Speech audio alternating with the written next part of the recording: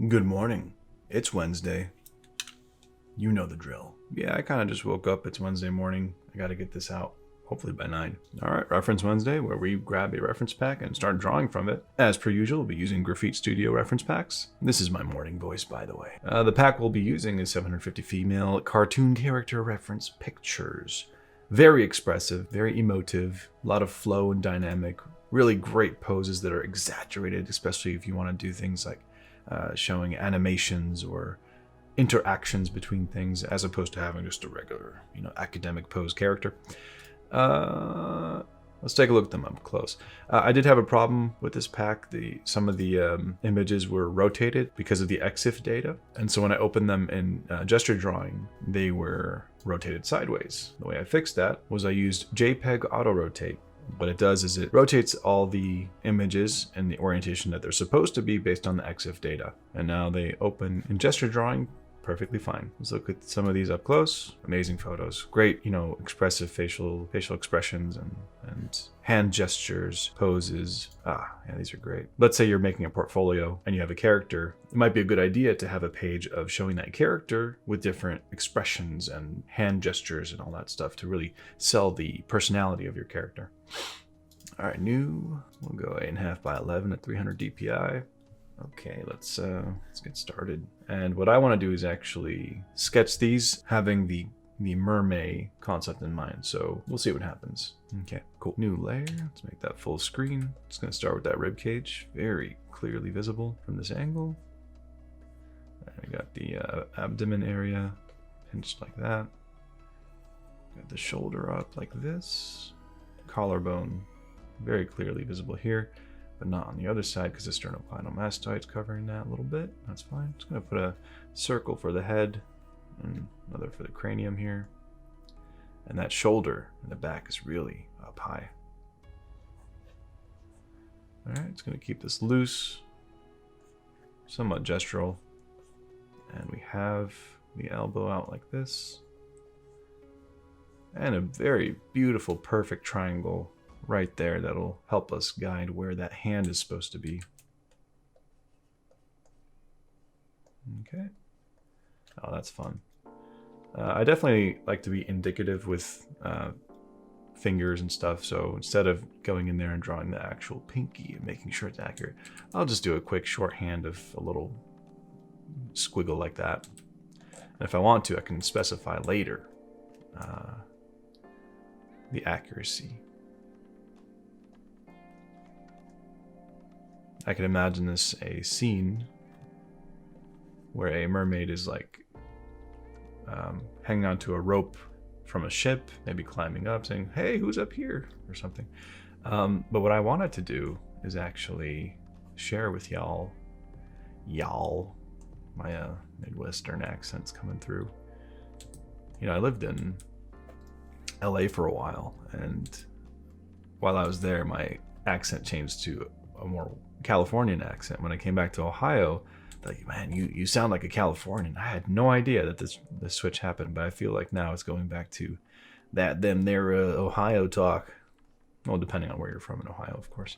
Anyway, what I wanted to show is a sort of technique that you could use if you're doing the mermaid prompt, or if you want to do creature or character designs, and that is how to construct potential mermaid tails or dragon tails, or even lizards, snakes, crocodiles. And let's actually pause this for a second. Let's turn this into a fun little lesson, because that is what I do best. This is a cylinder. Can't argue with that, right? If we take one cylinder and then you take another cylinder and put it in front of it, and then you keep rotating it, that'll describe the form really well. And you could top it off with a cone or something. But the indication of the form is really important here with what I'm about to show you. I'm so good at this. So if you have a cylinder and then another cylinder in front of it, like we just said, and then maybe another one aimed a little bit away, and maybe over here, and like that, and maybe another one over here. Now we have a pretty easy, very super basic, barely an inconvenience, sorry Ryan George, way of setting up an underdrawing for your mermaid tail. So now what we can do is, instead of cylinders, change up the geometry a little bit of those shapes. Instead of having them perfectly circular, by the way, I got these shapes on Amazon, and the link that I used for that is no longer available. I guess they ran out of stock or went out of business. I have no idea, but look for geo shapes or geoforms or a whole bunch of them, like square, or cube, sphere, cylinder, cone. Anyway, so instead of having that cross section be a perfect circle, this might get a little bit complicated, but if you look at a cross section of the pelvic region, top down view, you might have a look like this, where you have the spine here, the side of the pelvis here, and then the anterior superior iliac spine kind of going in like that. And you got the sacrum here, and then the bowl shape of the pelvis. You might see a bit of the ischial cavities like that. Anyway, it might be a complicated way to explain that there's a shape like this where it's parentheses, a little bump here, definitely exaggerated. How dare you? How dare you, enemy? Text me whilst I am recording videos. She's the best. She's an amazing artist. Anyway, so there's a dip here and a dip there. So imagine you have something a little bit like this. So that could be our new cross section for our cylinders. Might be a little bit difficult to do this at first in perspective, but imagine slicing into that like this with the little dip here like that. And if you just try to draw that wireframe along the whole length of the cylindrical connection, I'm just gonna kind of make it a little sloppy here. That's perfectly fine. You start to have this new form that has a bit more of an organic quality to it. And that could be the mermaid tail, could be a dragon, Medusa, whatever you want to do. And of course you can change the geometry of this. It doesn't have to be according to that, because that's probably not very accurate to an actual anatomical representation of a pelvic cross section, because I don't have reference open and I'm not Kim Jong-gi. Not yet. All right, and over here I'm just kind of shorthanding that kind of form, and then you can add like fins and a tail back here or something. You could pretty easily imagine that being connected to you know the upper half of the body. So if we grab this and just kind of finagle our way to connect that here, suddenly we have a concept for a mermaid. We'll call that one done. Love it. Okay, let's grab our round brush. First line I'm going to do is that vertical right there in the back. Very easy to start with as a landmark. And from here, there's another line here of the crease of the pelvic region going up into the rib cage area, causing that distinction. Anterior superior iliac spine. We got the torso region here, the other side of the aces. And then we got the rib cage kind of doing something like that. I'm drawing way too big. What am I doing? What am I doing? Okay, then the shoulder. I love that angle of the hand, or of the arms, kind of bent elbow thing going downward. Normally you wouldn't draw that because we don't assume that the arm bends like that, but clearly it does. And there's actually an anatomical difference between the elbow region for males and females. For a female elbow, it actually bends further back because it doesn't have like a stopper that male bones have. So that's why I've seen a lot of like fashion photography where they're doing this kind of bent elbow thing, and I'm like, that looks very painful. But you don't see many males doing that because it's nearly impossible. Anyway, arms out, bent elbow. I'm gonna put that core shadow in just to help indicate that form for now. And I'm gonna show you another trick soon for how I might do some mermaid tails. Get a little bit more creative and interesting with this one. Not to say that the first method was not creative. It's certainly fun. We're going to push that a little bit. Okay, I'm going to put that ear in. We got the cranium. I'm going to just put that side of the forehead line right here, the cheekbone area. Just lay in those eye sockets and maybe a little bit of indication on the nose and a little, the mouth as well. Eyebrows, got that cheekbone protruding a little bit past that silhouette. Very beautiful. Shadows of the brow. And we're just gonna put in a little triangle of shadow here and little lines for the eyes indicating that they're closed. Sometimes I'm just looking in wonder of how did I get this good? I'm not that good. I'm good. I know what I'm doing, but I know there are people who are better at this stuff. There's a difference between arrogance and confidence, by the way. I definitely used to be way more arrogant in my own castle of delusion. I'm the best in the world. But I've certainly been humbled by reality itself. All right, all of this is way too far back. I'm gonna go ahead and lasso that. See, I'm not that good. It was all way off. It should be further forward like this. Yes, of course. This is the morning version of me. Very early in the morning. What is it? 5 in the morning. I'm waking up really early these days. Morning is, I think, the best time to get work done. I find myself being more creative at night for some reason, because I think the day kind of influences all the stimulation of what you're seeing, and so that kind of amalgamates like a funnel, and at night it just kind of, you know, finds its way through your own art. Of course, I pause it when it's at 34 seconds. I don't get it. What does it mean? Oh, universe, tell me. Anyway, let's jump to what I wanted to share as a top industry secret that nobody knows. And it's not a secret. It's everybody knows it. I'm wearing these. I don't need glasses. Like, I see perfectly fine. But I've been using these blue block glasses. I'm not sponsored, I swear.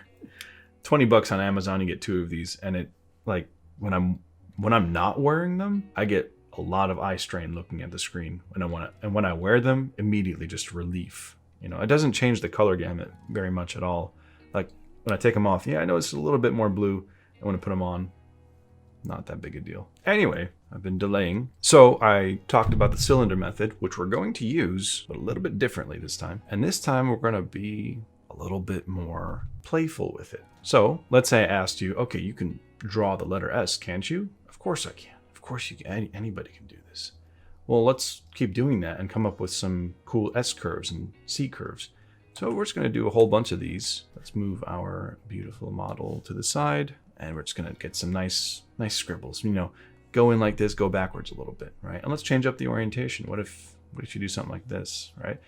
Get a whole bunch of these out. Like, they don't have to be calculated. They don't have to be perfect. It's just these fun S-curve situations. If you've studied a little bit of shape design, you can kind of, you know, emphasize certain areas to be bigger than others, big, medium, small, and all that stuff. But yeah, just do a couple pages of all these squiggles. They will make sense, I promise. We'll do it again on another layer, maybe something like this, where it's kind of like zigzagging, kind of like water waves, a bit flowy, and maybe something like that. And yeah, we started with an S curve, and obviously I'm doing a little bit more complex things. It's not just an S shape, but it starts with the S. Skechers, it's the S.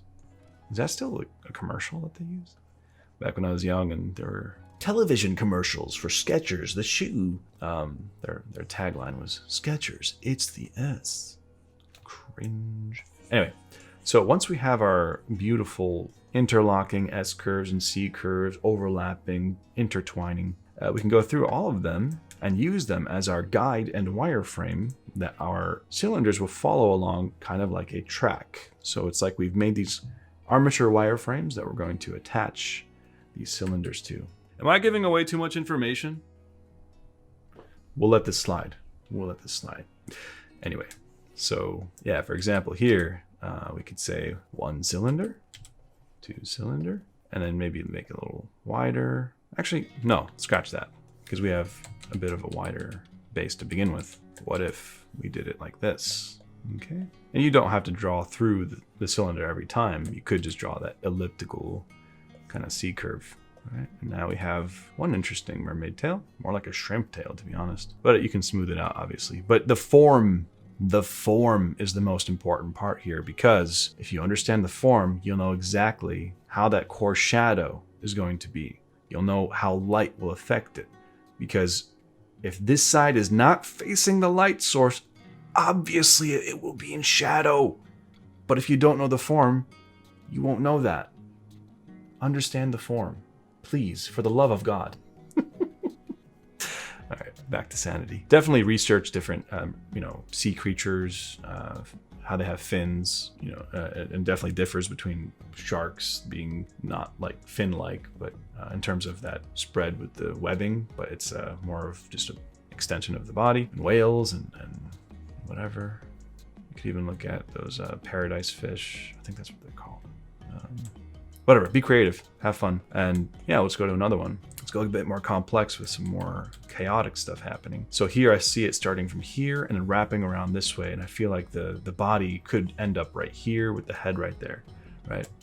But being gestural and abstract with that first squiggle, I think is very playful, very fun, and a great way to kind of go about it. So we're just gonna get some cylinders in here, bit of a We could even just use the silhouette that it gives us. Kind of lumpy, but hey, why not? And then of course we can indicate that little dip of the spine there if we want. Maybe it kind of comes around like that. And you don't have to follow the squiggle to the T, obviously. It's just an initial guide. And so I could totally imagine, you know, the pelvis here, the rib cage there, and the head here. And then what's fun with this method too is that squiggle doesn't have to be just for the body, but everything else in the piece. The hair, the flow of the seaweed around it, maybe the ripples in the water if they're up by the surface or over the surface, so that the design language has a continuity and harmony with the whole design. So I could say, all right, that same squiggly nature where I don't even have to look, but I know that the S-curves will kind of convey what I want it to. I could do it that way, or I could steal the exact thing and say, let's use that for the shape language of the hair. Make it smaller, turn it this way. And now what we're doing is using its own shape language as a repeating design element, sort of creating a reflection of itself. And it's very subtle and obviously underlying, but you might not even notice it when the design is finished, but you and we know that there's some underlying secrecy that's guiding everything, sort of puppeteering the whole piece. Okay, so that could be the hair, maybe the collarbone. And I know we sort of strayed from the actual Reference Wednesday thing here. But yeah, this is just one way to go about coming up with mermaid tails. I dare you to try it. All right, back to this. So I'm gonna move our character up a little bit higher. And I could turn the layer off, or I could start with this and see where that gesture is taking us and say, all right, that's the starting line. That's the flow line that we're gonna use as a starting point, for that squiggle that will eventually become the tail or something. So we'll do a couple of them. You don't even have to look. Why should you? You know, it's just not a big deal. All right, we don't want to use that one. Okay, that's one. All right, I feel like we need more real estate to work with. Maybe kind of crosses over like this. Nice flowy lines, you know, just have fun. Just have fun with it. Don't stress out. If you find yourself stressing out and wanting to get that right curve and the right shape and the flow, it's like, well, I want to do it like he's doing it. It's so natural. Don't worry. Take a deep breath, step back, and realize that all you got to do is just keep practicing. You could even say, forget the mermaid stuff. I'm just going to make a page of squiggles. I'm going to understand why S-curves work like this. I'm going to see what happens when I use a parentheses of a C shape here and what that does to it. A shape going like this, and the C shape kind of catches it, so it kind of lets it flow out of it, versus a straight line, a wall. That S-curve would just stop there. So just get in there, practice. In the same way that at first we all started with A, B, C, very kind of crudely and gross and wobbly and there's no confidence there. But now you could probably say, yeah, A, B, C, no problem. You could write a whole sentence. You could do a whole essay, a book if you wanted. It might not be super perfect. And actually, if you do that, by the end of the book, your handwriting will be amazing. Same thing with this. If your lines like don't have confidence in it, just keep going. Just keep going. Okay. All right, we'll do one more tail design, maybe flowing the other way. There was a mermaid post, I forgot by who, but a very clever idea where you have the days of May. You have May 1st, May 2nd, May 3rd, 4th, and then he used those numbers, or this person used those numbers as guides for the actual design of the mermaid. And the flow of the tail would kind of intertwine, and when there was an 8, it turned it into like two mermaids kind of intertwining. So that was a pretty clever way to go about it. Y'all so creative, And the more you practice this, the more you can start using that to fill in even the background and the composition, and knowing that these shapes kind of interlock and flow with everything, and suddenly you have a base or a foundation for an illustration. Yeah, I definitely like this one. You can go ahead and just merge those two, lower the opacity, and start designing on top of it. You know, maybe get some nice flowy lines here for the hair, sort of reflecting and echoing the shapes that we used here. Maybe get some nice fins going out along the tail. And we can actually get in there and start echoing the shape of the torso area into the tail. So we have the anterior superior like spine It's actually way higher. I drew the belly button way too low.